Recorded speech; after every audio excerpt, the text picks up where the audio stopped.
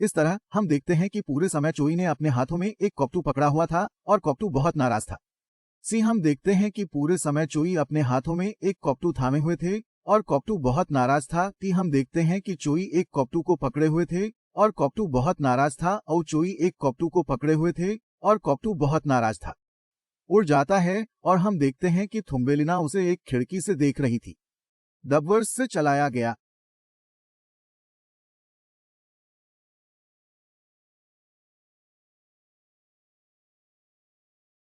सहायक प्रबंधक बताते हैं कि चोई बहुत ताकतवर हैं, लेकिन बहुत ही अहंकारी और असंगठित व्यक्ति हैं। वो बहुत लोकप्रिय है, पर उसका एसोसिएशन से कोई कनेक्शन नहीं है। डबवर्स द्वारा संचालित।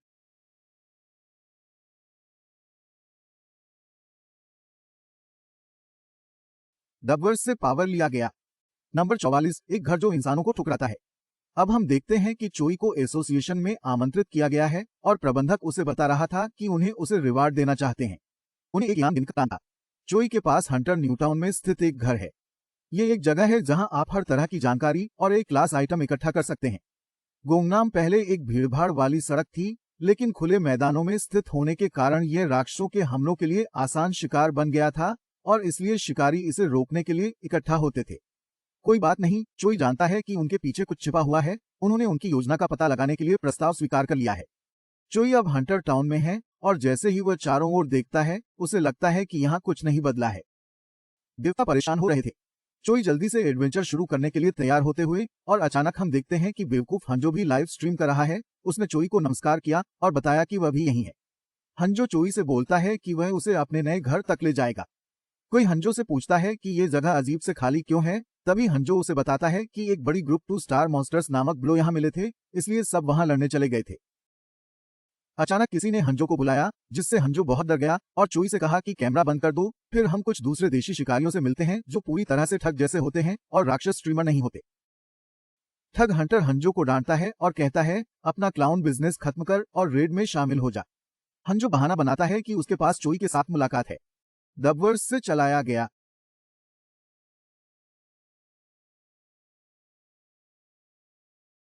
चोई इनकार करता है और कहता है, मुझे ऐसा क्यों करना है। ठग शिकारी चोई की गर्दन पर चाकू रखता है और कहता है कि आप सिर्फ एक जोकर हैं जो शहर में छोटे फ्राई साफ करते हैं। क्या आपको लगता है कि हम समान हैं? चोई उसे लड़ाई के लिए चुनौती देता है और कहता है, चलो देखते हैं कि कौन है असली जोकर। यहाँ एक क्यूट लुकिंग पुलिस ऑफिसर उनके बीच आकर लड़ाई रोकता है। अब चोई उस घर पर पहुंचता है जो उसके लिए तय किया गया है। हंजो चोई के घर को देखकर कहता है कि ये जबरदस्त है। अगर हम शून्य ब्लेड को पकड़ लेते तो हम पोकेमोन रोड पर रह सकते थे। कोई बहुत नाराज हो जाता है जब उसे ये टिप्पणी सुनने को मिलती है और हंजो से बोलता है कि वापस जाए। हंजो कहता है कि आप हमें चाय पर बुला सकते हो। चोई गुस्से में कहते हैं, मुझे चाय के बारे में नहीं पता, लेकिन मैं आपको अपने दिमाग का एक छोटा सा चाय का टुकड़ा दे सकता हूँ। सीधे बोलो हंजो, तुम्हारी बातों से मेरा दिमाग घूमता है, अगली बार तुम घर आना।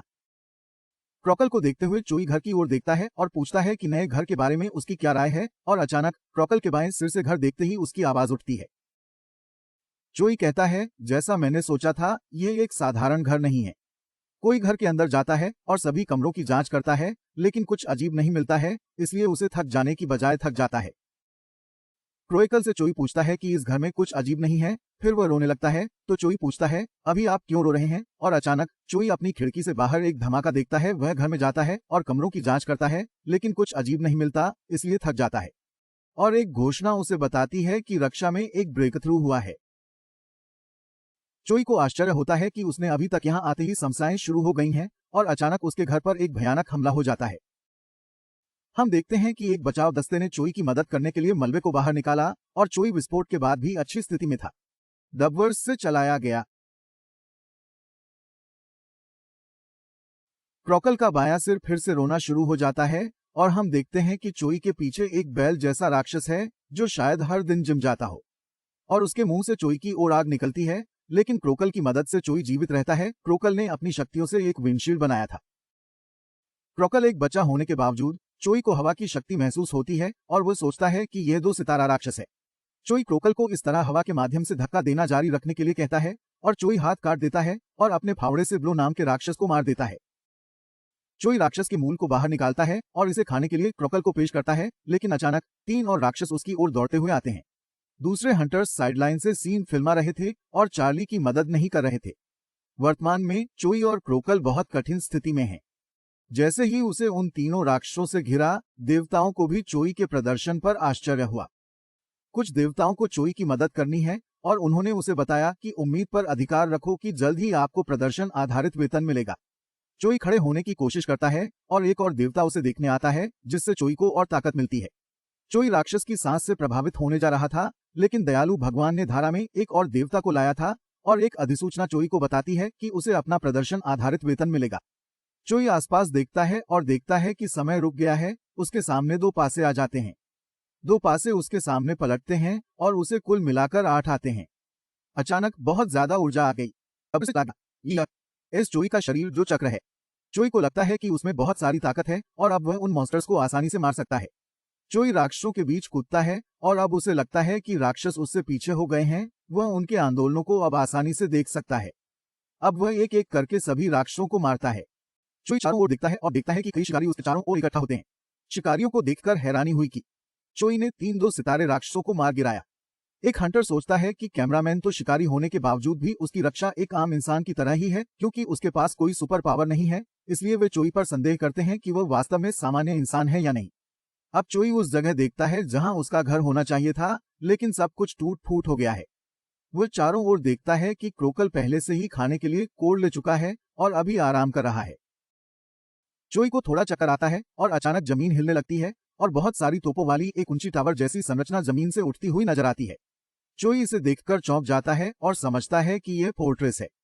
उसे यह सोचते हुए है कि इस किले का आकार इतना बड़ा क्यों है और दूसरे हंटर बैरियर लगा रहे हैं।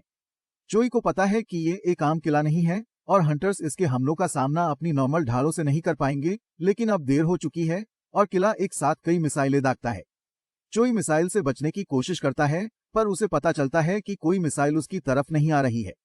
अचानक सभी मिसाइलों को रोक दिया गया था और हम देखते हैं कि सोइन वहां पहुंच गई थी और उन्होंने मिसाइलों को कंट्रोल किया।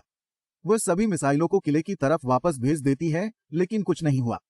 चोई सोच रहा था कि किला उसे लक्षित क्यों नहीं कर रहा है, जबकि ये अन्य शिकारियों को लक्षित कर रहा है, और उस समय रेवेन का दाहिना सिर रोता है, जिसका अर्थ है कि ये एक अच्छा संकेत है। इसलिए चोई किले के पास जाता है, लेकिन किला उस पर हमला नहीं करता है, बल्कि उसके लिए दरवाजा खोल देता है। दबवर्स से चलाया गया। दबवर्स से पावर लिया गया।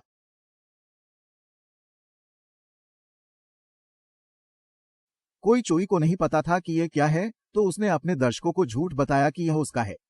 चोई को एक स्लाइम मिलता है जो काम कर रहा होता है और वह सोचता है कि क्या यह 2 स्टार मॉन्स्टर फोर्ट्रेस है। उसे फोर्ट्रेस के अंदर एक घर भी मिलता है।